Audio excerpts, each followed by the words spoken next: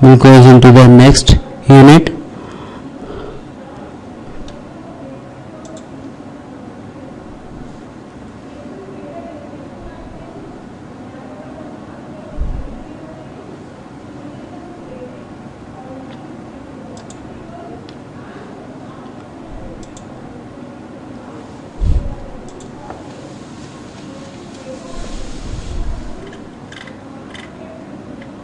Now, process scheduling. Process scheduling is the activity of the process manager that handles the removal of the running process from the CPU and the selection of another process on the basis of particular strategy or particular requirement. Process scheduling is an essential part of a multi-programming operating system. Like we are having some programs or doing some task in our personal PC or computer or any other device, like running the music, typing some text, and other time we are reminding some calls to the another person and calling using the internet connectivity or Skype. These things are representing the scheduling or switching between the processes after one to another. Process scheduling is an essential part of a multi-programming. In the example given by myself is also the representation of multi-programming operating system. Such operating system allow more than one process to be loaded into the executable memory at a time, and loaded process share the CPU using time multiplexing. Multiplexing यानी managed to one, a single system is executing n number of processes or number of processes simultaneously concurrently, which is the example of multiplexing. And in another way we represent the same process, that is the example of multi-programming of operating system. Now, what is scheduling queue? Concentrate on this topic, this is very much important. Scheduling, the ready queue represent any process which is the task from the beginning enter into the system. This is the ready queue. From there we retrieve the process or job for execution state, and this left side portion represent the queue for representing the next iteration, for representing the next iteration. Like ready queue represent the entrance of the job for the execution, like it enter from here and goes to the CPU. Then after CPU entrance, it will goes to the input output request. If there is any kind of input output request occur, then we will provide input output. This is the representation of input output queue. If there is number of process waiting for the some kind of input or output, the input is provided. After that, time slice expired. If we are not able to provide input in a given time duration, the time slice is expired. It will goes from at a first state and will come from the same sequence, come from ready queue come to CPU. So from CPU come to for input output. If time slice is expired, it will goes to the again the same state of. If within the time slice we provide the input, it will goes for a child, for creation of a new child get executed.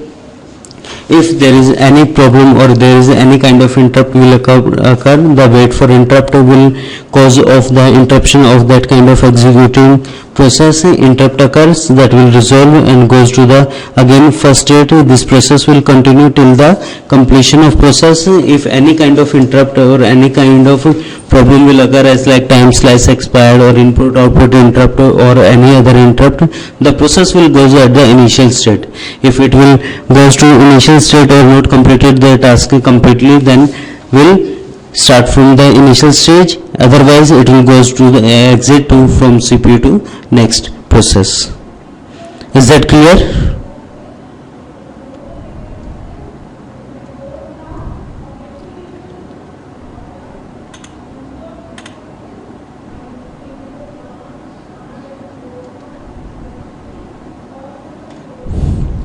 This is the ready queue.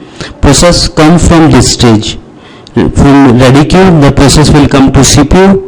From CPU, it comes to input output. At input output, if there is a longer time we are taking for providing input and time duration or session is expired, then it will goes to ready queue again and follow the same process.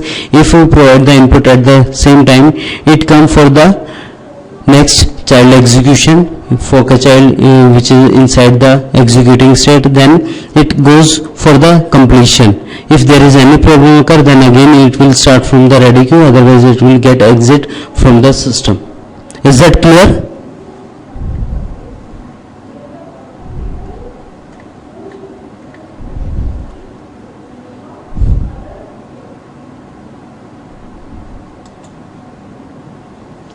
These are the number of objectives of scheduling. First, maximize throughput. Maximize throughput means by using minimum resources or by utilizing efficient manner of resources, we can execute maximum number of tasks. So it represents the efficient utilization of available resources. In that manner, we generate lots of output or lots of effectability by promising the process. Okay, fine. We'll continue. 317.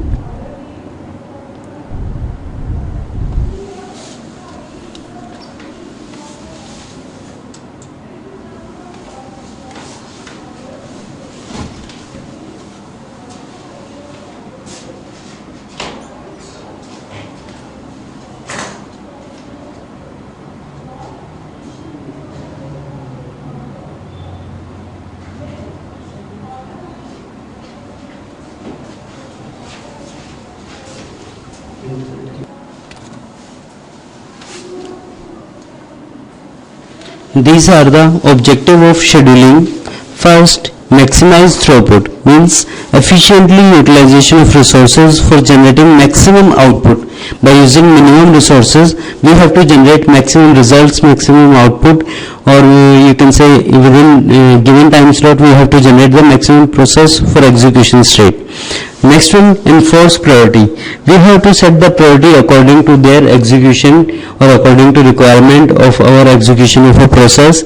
By setting priority, we have clear in mind which process should execute first, which process should be given the sequence number, how much sequences we have, and we can set the priority. So doing this, we do not need to interrupt a running process to next stage or a running process into the suspended mode or sleep mode. The next one is avoid indefinite postponement.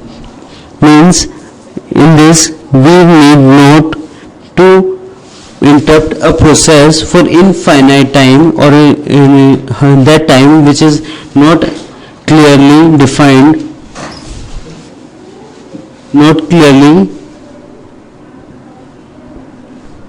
Now we will continue with process scheduling.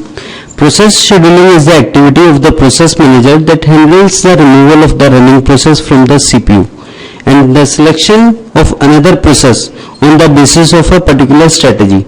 That strategy can be multi-programming, multitasking, and to perform multiple processes concurrently or running a multiple process concurrently for completion of the task as per the requirement of the system, as per the requirement of the user. Process scheduling represents the number of schedules, number of jobs to be scheduled. On that basis, all the schedules feel they are executing concurrently, but the execution of process is switching between the number of processes which are in the currently running state after some time quantum. The process scheduling is the activity of the process manager that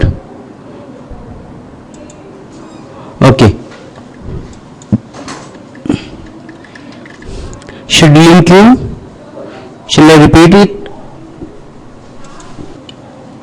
Scheduling queue refers to queue of process or devices. In this we schedule number of processes, number of devices according to the requirement. As in the diagram, we are having a queue, that is the ready queue. In this, a new process will enter and process to or forward to the CPU for the further processing or further task. Like after CPU, it goes for the input output process for user input or output. If there is any kind of problem occur or priority occur or another interruption occur, or duration expired for providing input output, then the process will again go for the ready queue and will continue it to CPU, then input output process. If we provide input output within the given time duration, then it goes for the execution of child execution process, like a process at root level, and it is having two siblings like B and C. So B and C are the child processor and they are executing. If there is no any kind of interrupt will occur, it will goes for the execution, it will execute it and go for the exit or termination state from this way. If there is any kind of interrupt will occur, the process get interrupted here, and after interruption it will go for the ready queue and again follow the same process to CPU, then input output, then child execute, then interrupt if occur, then go to ready queue. If interrupt is not going to be occurred any kind, then the CPU will get execute the process and the process will get terminated or exit from the system. Is that clear?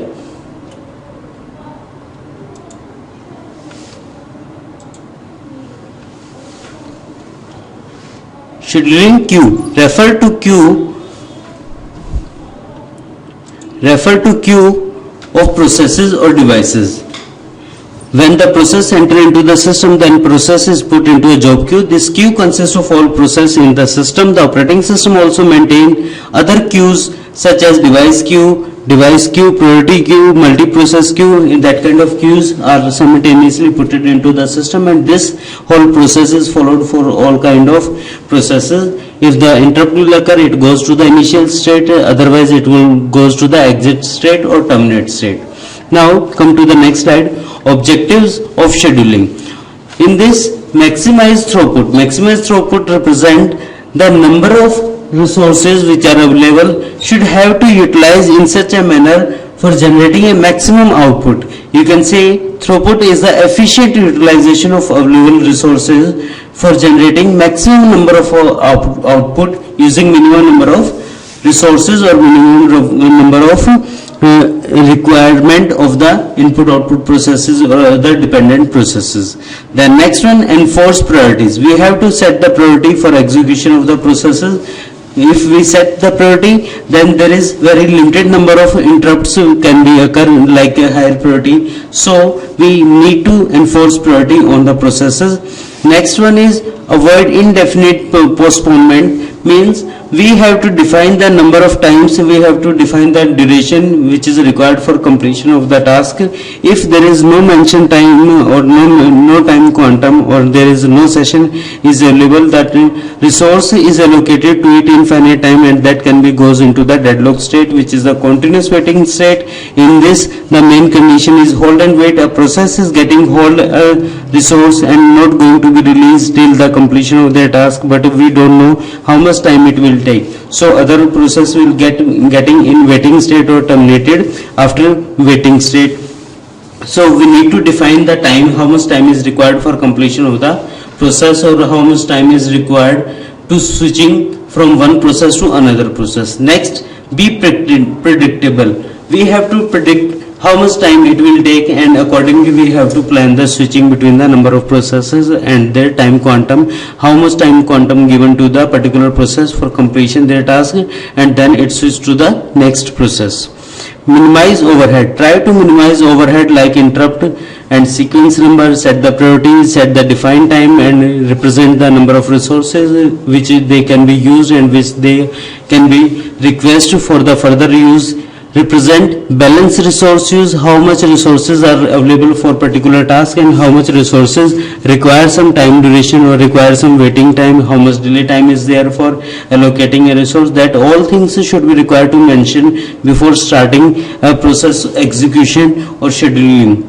So these are the objective. That's why we want to schedule all the processes to achieve the efficient utilization of processes, efficient implementation of the task using the job queue, scheduling, priority queue, maximum utilization. All the objective require or help us to achieve the efficient utilization of available resources. Is that clear?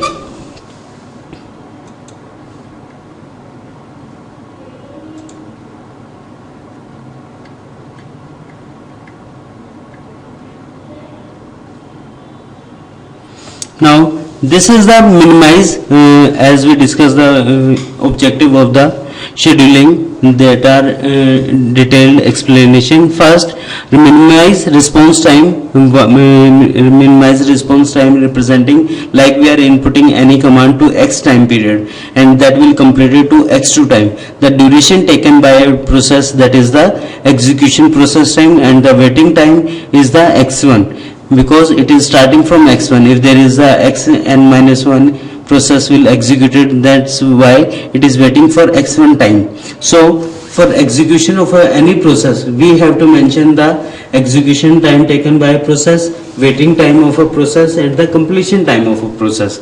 All process timing should be considerable, and we have to minimize the exact time duration which are taken by a process for completion their task. Elapsed time to do an operation कोई भी representing the operation or a completion task process. Next is response time, is what the user sees, how much time will taken by the process for generating the response time or first time generating the output. Next one is time to compile the program, to find out the errors, there is errors or not, and all the programs is getting executed simultaneously or performing their task according to the requirement or expectation of the programmer. Next one is real time task. Real time task, that kind of interruption will occur when we are getting busy in executing a process, and at the same time we are getting some kind of request for the execution of a higher priority task, that is a real time task. For that we have to find out some solution, and we interrupt the lower priority task and enter in the system a higher priority task that will execute it, and the next sequence will generate it from the suspended mode. Next is maximize throughput. As per the requirement or as per the resource availability, we have to efficiently use every resource for generating the maximum number of output in an identical time period or identical resource allocation. Throughput related to response time but not identical. Minimizing response time will lead to more context switching than if you maximize only throughput. Next, minimize overhead as well as efficient use of resources like CPU, disk, memory, etc., which are the devices attached with the operating system or attached with the system. We have to utilize the maximum utilization of resources for generating maximum number of output or maximum number of execution processes in a given time slot. Next one is fairness. Share CPU among users in some equilibrium manner or way. To allocate every resource or to give the equal time quantum to every resource for sharing or exchanging their data or information using the connecting devices. Not just minimizing average response time, to reduce the response time for generating or getting the as soon as earlier the output after inputting the some input or commands of the user. Like we enter some command at x time, and we getting the output x plus 1, so the response time is 1 because we provide the input at x time and we are getting output x plus 1 time. The time taken by a process is 1 millisecond. Every process or execution time always represent in the milliseconds. Types of scheduler, there is the two types of scheduler, long term scheduler and short term scheduler. Long term scheduler runs seldom. When job come into memory, it will execute at the same time. Control degree of multi-programming, it can execute or allow to enter into the execution number of processes at the same time, but it has some condition or limitation for allow the permission or given the permission to the processes for enter into the system. Next, try to balance arrival and departure rate through an appropriate job mix.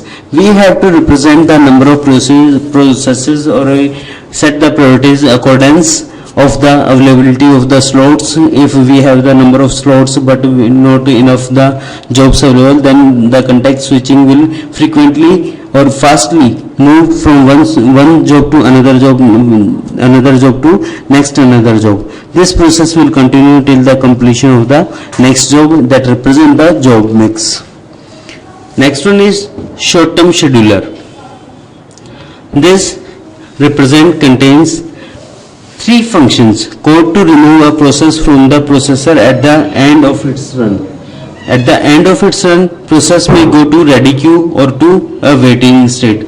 If any process enter into the system, that goes into the ready queue for the execution, or it can go for the waiting state for further processing. Code to put a process on the ready queue. If the code put up into the ready queue, then it will goes into the next state in the execution state. If there is any kind of interruption will occur, that process will goes into the terminate state or into the waiting state. After that state, it will get executed or it will get killed, because any process if goes into the continuous waiting state, that killed. If a process goes into the waiting state for some time duration or for some session period, that will goes into again to the ready queue and then the running state. Now the other is short-term scheduler, code to take process off the ready queue. Off means exit from the ready queue and run that process, also called dispatcher. It dispatched to the running state for the further processing. Always take the first process on the queue. No intelligence required, will go with the sequencing, first come first serve basis. Place the process on the processor, that will get executed. If higher priority interrupt will come, the process is interrupted and the next process will enter into the system for the execution and for the termination. Next one is medium term scheduler, which represent the mixture of the CPU and execution processes and memory resource management. Everything is used in the medium term scheduler, like swap out, swap in. Swap out represent the data is coming out from the database. Swap in means data is going into the database. If user entering some data and that is storing into the database, that means this is the process of swap in. If we are getting or retrieving some data from the database and displayed on the screen, this is swap out. Control change of priority. Because we have number of controls to changing the priority, on the basis we can apply the switching between the number of processing which are currently in a runnable state. So don't confuse with the runnable and running state. Runnable is just before of running state. After runnable state, the process will goes into the running state, and if any process get interrupted, that will goes into the waiting state, and after waiting state it will goes to the runnable and then running state. If the process smoothly get completed, that will goes into the terminate state or exit state. Now comparison between schedulers, and this kind of comparison will apply on the schedulers, like it is a job scheduler, like long-term scheduler. Short-term scheduler represent the CPU scheduler. Medium-term scheduler representing the process swapping scheduler. So we can say the long-term scheduler represent the complete job, short-term scheduler represent the modular job, and medium-term scheduler represent the mixed type of job which are interpreted between the long-term and short-term. Next one is speed is lesser than short-term scheduler. Long-term scheduler take very lesser time as compared to the short-term scheduler, and speed is faster among other two. Short-term scheduler get execute the number of processes which have the very lesser time quantum and which requires the less time for execution or completion their task. So we can say speed is fastest among other two, which are medium term and long term. In a medium term scheduler, speed is in between both short and long term scheduler. It varies between the speed of short term and long term scheduler. Now come to the third point. It controls the degree of multi-programming. Degree of multi-programming representing the number of entities, number of processes participating in a multi-programming system. In a multi-processing represent the degree. Short-term scheduler, it provides lesser control over degree of multi-programming. In short-term scheduler, because there is the very less time quantum schedules or processes are there, they get executed or completed at the same time. They do not require the kind of switching. So it is the very lesser control over degree of programming, because after every execution the degree will get reduction by 1 or reduction by the n number of processes which are completed parallelly or concurrently. The next one is it reduces the degree of multi-programming. At the same time, short-term scheduler is comparatively to medium scheduler will reduce it faster as compared to the medium, because it takes some time as compared to the short-term scheduler. So the process will get executed as compared to short-term will it takes much more time, and but it takes lesser time as compared to the long term schedulers.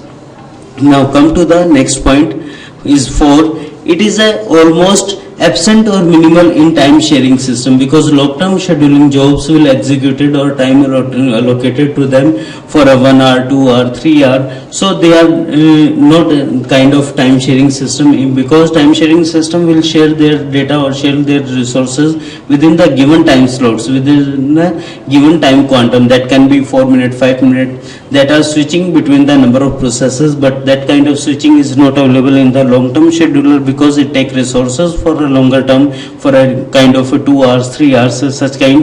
In a short term scheduler, it is a part of time sharing system, because there is a kind of context switching is available. Number of processes takes so much lesser time as compared to the long term scheduler.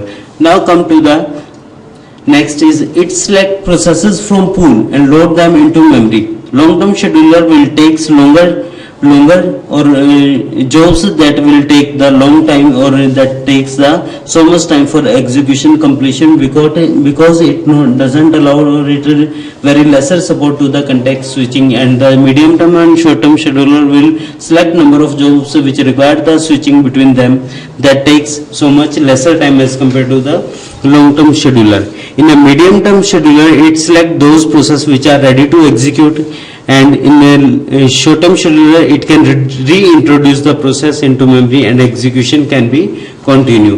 Will represent all of these scheduler for completion or execution of number of processes simultaneously or concurrently, but some scheduler representing the context switching or support the context switching, but longer term scheduler is not supporting that kind of scheduling. That's why it takes that kind of schedule, that kind of processes which takes longer time for completion or execution their task. Is that clear?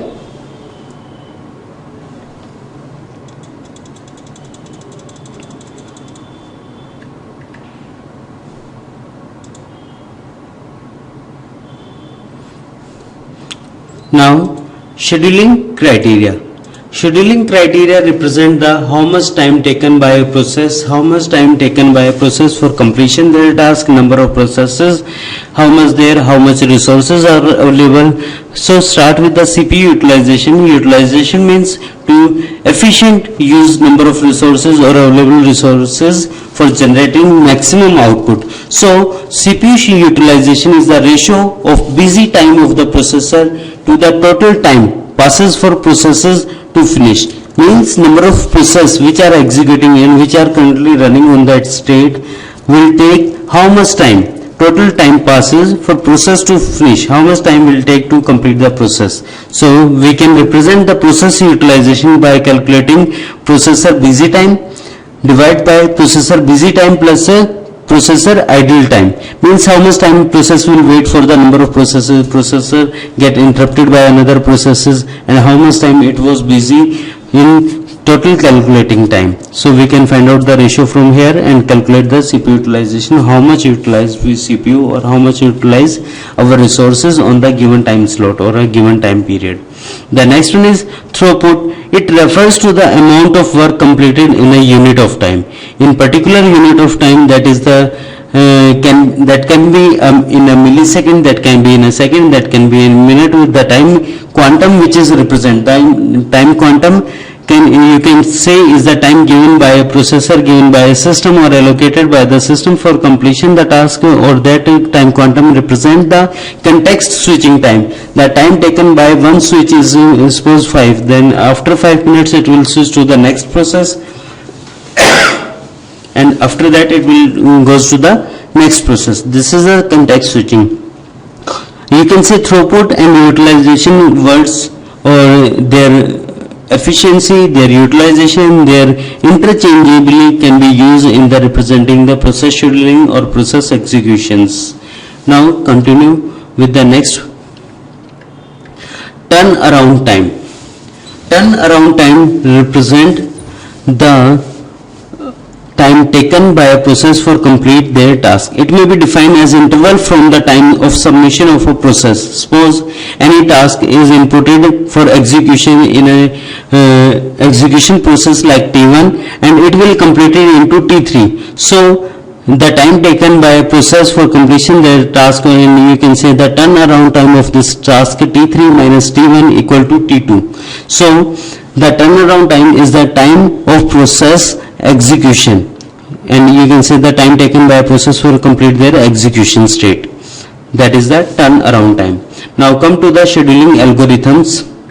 In scheduling algorithms, we have to calculate some waiting time, response time, turnaround time. These all times represent the process efficiency and the time taken by a process for completion their task. First, waiting time. This is the time spent in the ready queue. In the ready queue, a process, how much time it will wait. Suppose there is the 5 process P1, P2, P3, P4 and P5. P1, P2, P3 and P4.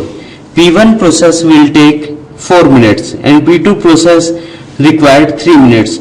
Suppose P1 process is in execution state, and after P1 will start P2. P1 take 4 minutes and P2 start from 5th minute. So the waiting time of P2 is 4 minutes, because 4 minutes P1 is executing in a executing state. So at that time P2 is in waiting state. So P2 waiting time is 4 minutes, and the turnaround time, if we are going to calculate the entrance of the P2 process, is 4 and the completion is 7. So the turnaround time is 7 minus 4, that is calculated as 3. So then response time of P2 process is 3. Is that clear? Now this is the scheduling algorithm topic.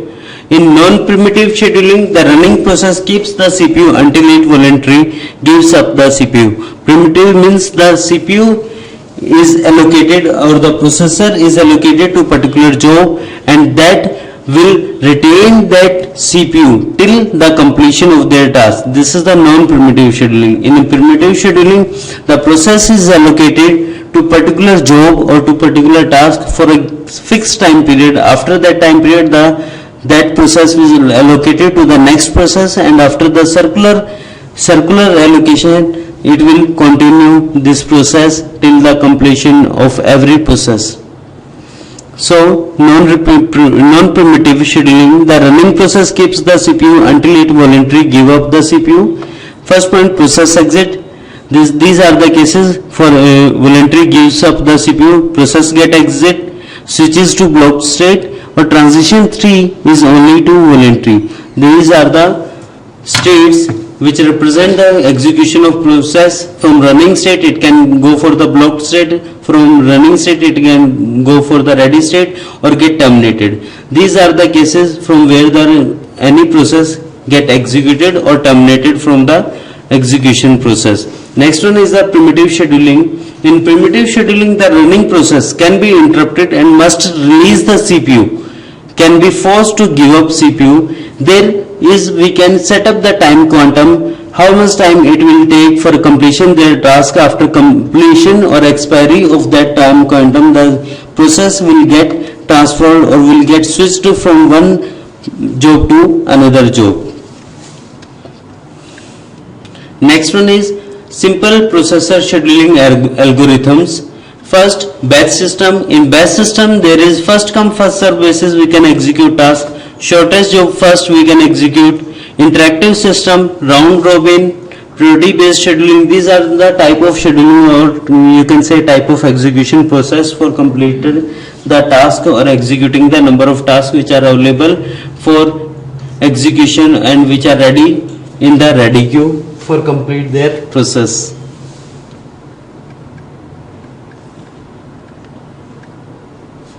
This is the first come first serve basis. You can say this is the example of queue in which we come at the first in the line and first complete their task and get exit from the system.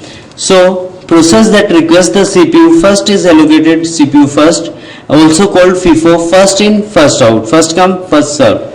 Means any process will comes into the first, enter into the execution process, will get exit from the first from the system. Implementation FIFO.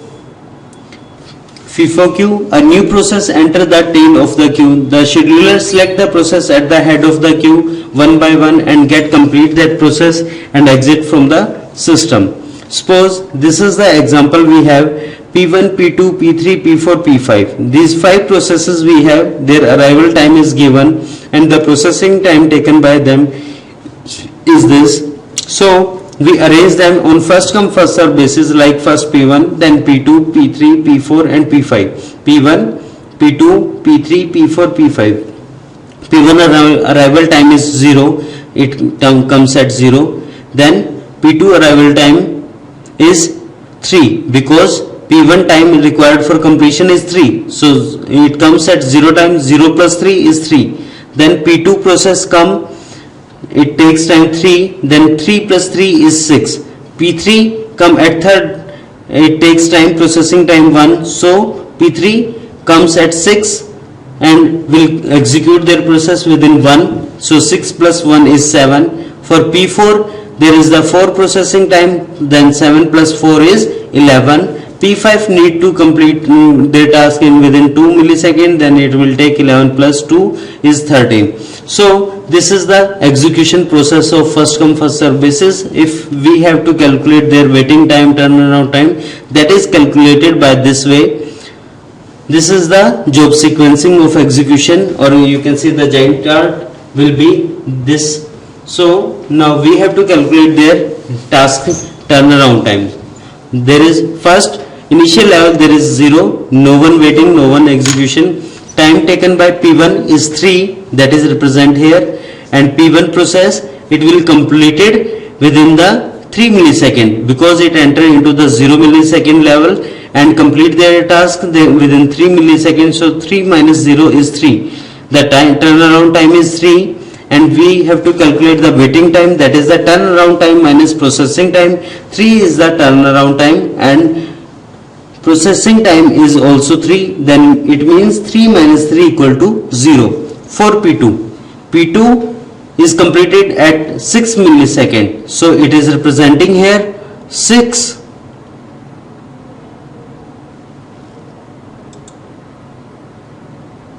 It is representing here 6, then 6 is here and it will take time 2, so 6 minus 2 is 4. Waiting time, if we have to calculate, means 4 is entrance turnaround time and execution time is 3, means 4 minus 3 is 1 is its waiting time. Is that clear?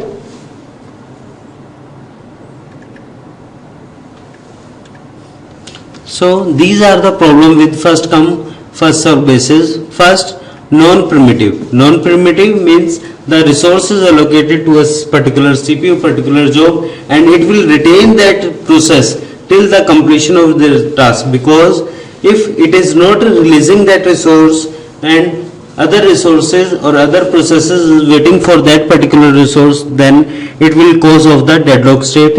Mean deadlock state, one process hold another resource and another process holding that resource which is executing. So every process is holding some resources and requesting for another resource. This may cause the circular waiting state, and that is the advantage, and that you can say that is the condition for the deadlock. It may cause of the deadlock. Does not minimize average waiting time. In this we cannot minimize the average waiting time because every process is coming from first come first serve basis.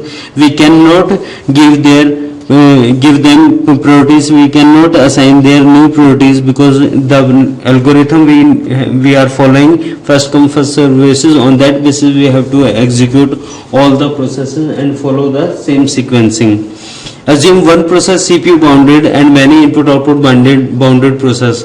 These cannot utilize resource in parallel, because if one process is utilizing some resources and not allowed to another resource to share that resource and not going to release that resource, so another resource is not able to share that particular resource. Result convey effect low CPU and input output device utilization. These are the problems of first come first serve basis. Now we'll continue with the short test job first.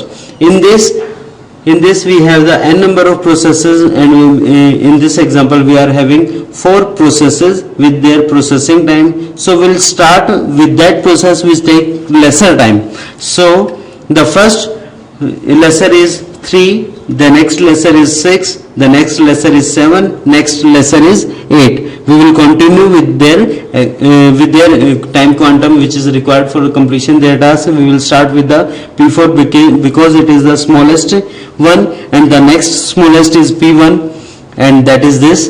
The time taken by P4 process is 3, and 3 plus 6 is 9, that is representing 9. The next smallest is 7, 7 plus 9 is representing 16, and the same way it representing processing time 8, and 16 plus 8 is 24.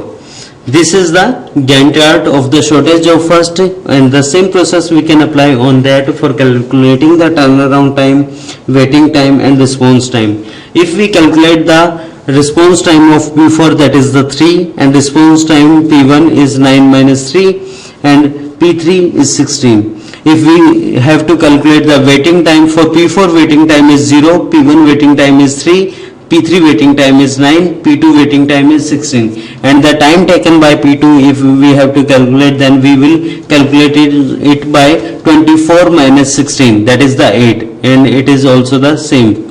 So this is the way of calculating the shortest job first on the time quantum basis. And for that example we have to calculate all the process things this way, as I told you. 3 minus 0 is 3, 9 minus 0 is 9, 16 minus 0 is 16. This is the turnaround time. And if we have to calculate the waiting time, this is the waiting time, that is turnaround time, that is calculated here, and processing time that is given in the question, and it is also written here. This is the 3 minus 3 is 0, 9 minus 9 minus 3, 9 minus 6 is equal to 3, because 6 is the time taken by here. 9 minus 6 time taken by P1, so 3 is its execution entrance time. So this time is calculated in the same sequence. After calculating this all, we have to calculate the average turnaround time, that is the sum of all of these and divide by the number of processes, like 3 plus 9 plus 16 plus 24 divided by number of processes, like we are having the 4 processes are there, that is divided by 4, and calculated is 13. And the same way the sum of waiting time is 0 plus 3 plus 9 plus 16 is totaling calculating, and after that we have to divide it by 4 because we are having 4 number of processes, that is calculated. The 7 is average waiting time, and the process utilization is 24 is the sum at last, and that is the 24 we are calculating the percentile into 100, that is the 100% utilization of resources, and the time taken by every resource is calculated with the number of processes, and total time quantum is used for completion all the tasks, like there is the 24 that is divided by P4 processes, and it is calculated 0.16. Is that clear everything? Processor utilization time is the total time taken by to complete the processes, like total time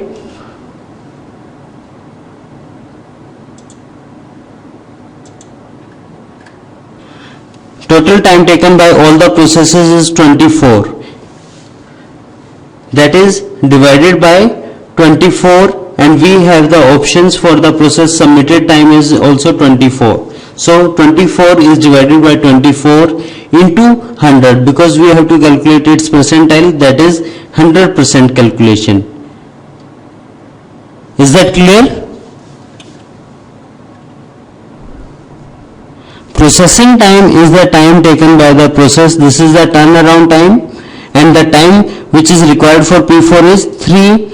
3 minus 3 is 0. The time taken by turnaround is 9. 9 minus 9, and we have to subtract the 3 from this, that is the 6 is representing the 3. Now we have to turnaround time is 16, and the previous time taken by 16 minus 7, that is representing for P3, and the next one is 24. We have the for P2 completion their task, and we have to subtract the 8 that is the P2 for processing time. This is the waiting time. Is that clear now? Now come to the next type of scheduling, that is the round robin scheduling. In the round robin scheduling is a primitive algorithm that relate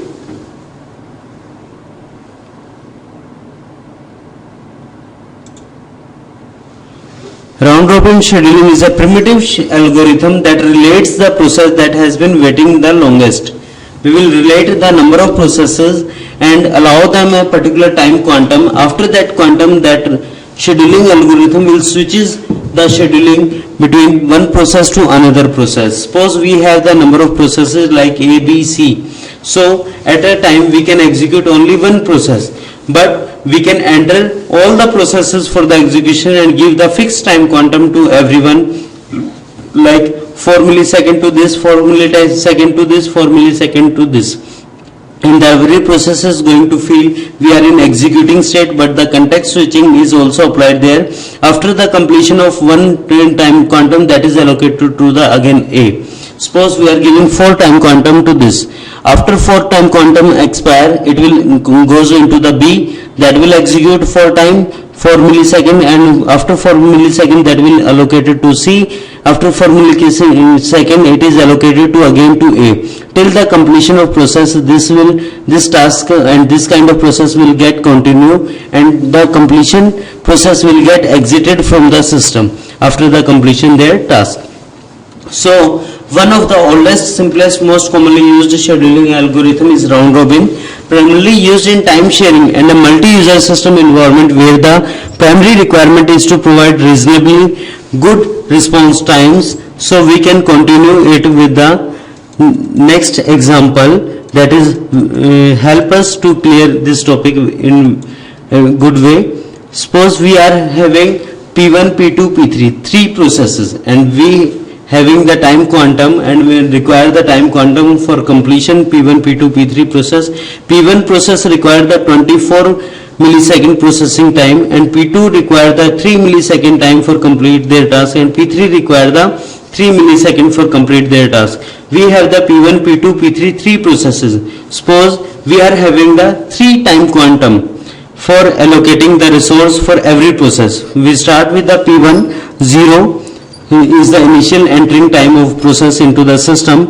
It start from P1, P1 takes 3 time. Now after 3 millisecond it goes to the next, it takes 3 millisecond. After P2 it goes to the P3, it will take 3 millisecond. Now P2 and P3 get completed and executed within 3 millisecond, but P1 required 21 millisecond more. So P1 is allocated continuously in a same sequence till it complete their process. So P1 take here also 4 time quantum, 4 time quantum, 4 time quantum, 4 time quantum, 4 time quantum. If there is no any condition on the time quantum, then standard time quantum is 4. If we require the lesser time quantum, we will allocate the less time, but the fixed time quantum is 4. So we have to allocate the 4 time quantum. So here 0 to 4 time taken by P1, but P2 take 3 millisecond because it requires only 3 milliseconds, and P3 also require 3 milliseconds, but again after P2 and P3 P1 process will continue and it will allocated the time slot in 4 milliseconds. So we can calculate the processing time is completely used by the P1 process is 24, P2 process is 3, P3 is also 3. The turnaround time of P1 process is 30 minus 0 because it is entered into the system in 0 time period and it complete in their task in 30 millisecond. So 30 minus 0 is 30. The P2 process complete their task at 7 milliseconds, so it is representing here 7, and it is also entered in a 0 millisecond. So process will taken by the process completed is 0, so it will take the 7 turnaround time, and same manner the P3 process will taken the 0 millisecond and enter into the same time on the system. It will take 10 minus 0, so it representing the turnaround time is 10. At the same manner, waiting time for P1 is it will start from here, that is the 0, but it waits for 3 seconds here and 3 seconds here, and total time taken by the P1. So 30 is the total turnaround time, and the time waiting of P1 is only 6. So 30 minus 24, 24 is the time quantum used by the P1 process, and the total completion time is 30. So 30 minus 24 is equal to 6. For P2, P2 process is completed at 7 milliseconds and time taken by P2 is 3 milliseconds. So 7 minus 3 is 4. And the P3 process is completed at 10 milliseconds and the time taken by P3 process is also 3 milliseconds. So 10 minus 3 is 7. So after calculating this turnaround time and waiting time, we have to calculate the average time of all of these. So divide by 3, apply in average turnaround time as well as average waiting time. So the throughput time is 30. 3 processes are there and 30 time quantum is taken by all the processes, then 3 by 30. So 0.1 is throughput. For processor utilization, there is the total time requirement for completion of all the processes: 24 plus 3 plus 3, 24 plus 3, 27 plus 3, 30. Then 30 time quantum is required for complete all the process, and the same time taken by the our all processes. So 30 divided by 30 into 100 is a 100 percentile of process utilization. Is that clear? Now the next one is shortest remaining time next. This is primitive version of shortest job first. This permit a process that enter the ready list to print the running process if the time for the new process or for its next burst is less than the remaining time for the running process or for its current burst. So the example is the number of processes we have: P1, P2, P3 and P4. Arrival time is 0, 1, 2, 3 and processing time taken by or required by these processes is 5, 2, 5, 3. So in this scheduling algorithm, we have to calculate the remaining time next, and which process takes the remaining time lesser, which that one is allocated first. So come to the example.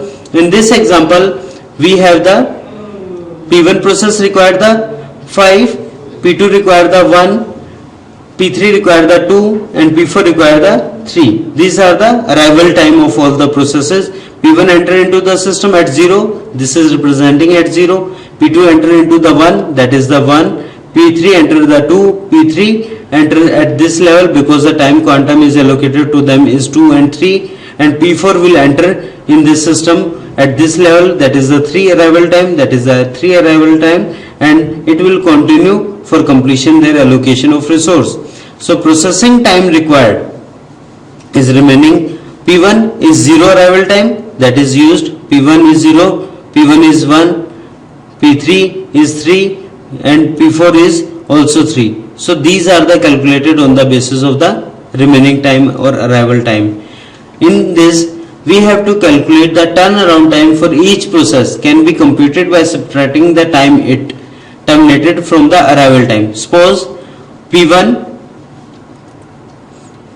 the completion of P1 process is 10 and its arrival time is 0. 10 minus 0 is 10.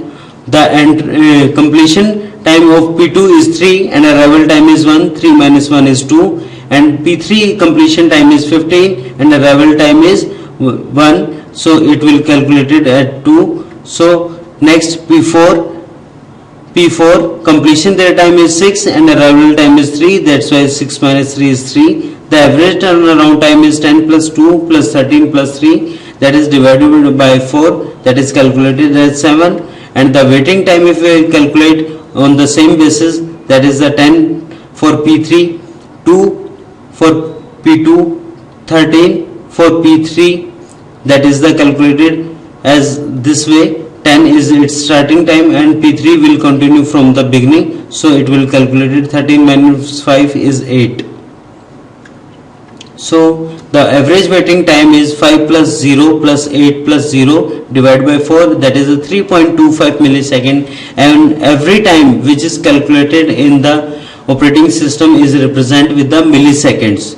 4 jobs executed in 15 time units, so throughput is 15 by 4, that is the 3.7 time units job.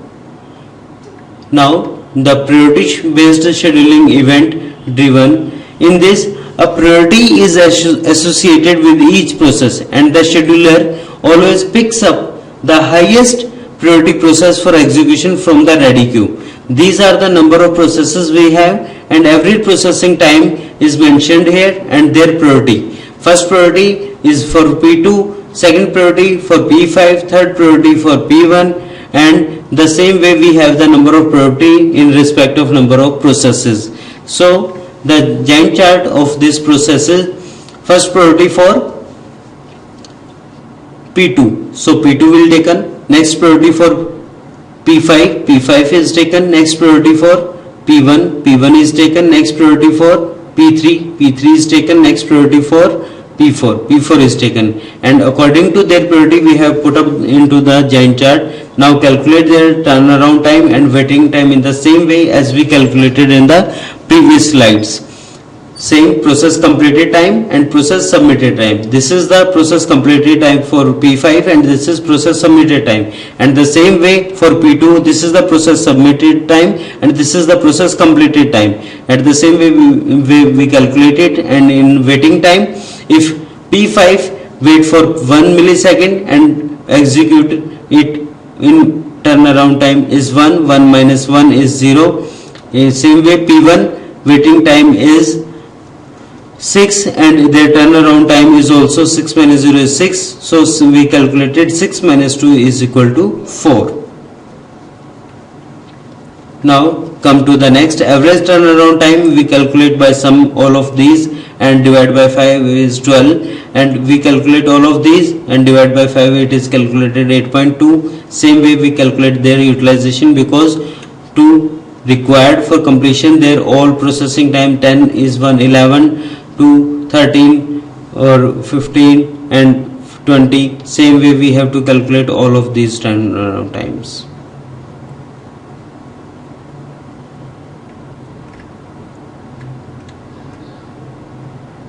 Now the performance evaluation of the scheduling algorithm. In this we evaluate the performance of all the scheduling algorithms.